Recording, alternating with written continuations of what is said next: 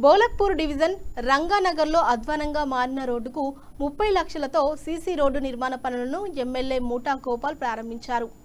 ఈ సందర్భంగా ఆయన మాట్లాడుతూ కాంగ్రెస్ ప్రభుత్వం ప్రజా సమస్యల పరిష్కారంలో విఫలమైందని విమర్శించారు. నియోజకవర్గంలోని దెబ్బతిన్న రోడ్ల అభివృద్ధికి ప్రత్యేక చర్యలు తీసుకుంటున్నామని తెలిపారు. బీఆర్ఎస్ శ్రేణులు ప్రజా సమస్యల పరిష్కారంలో ముందుండాలని సూచించారు.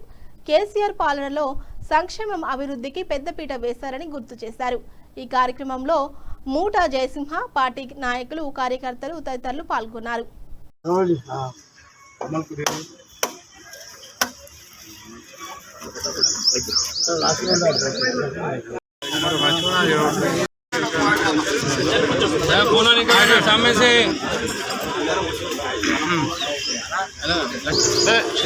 మళ్ళా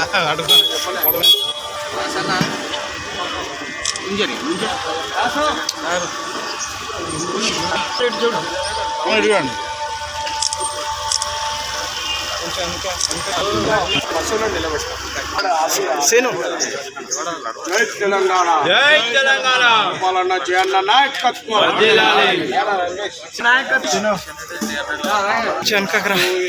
జయన్న కొంచెం ఒక స్టెప్ ముందుకు.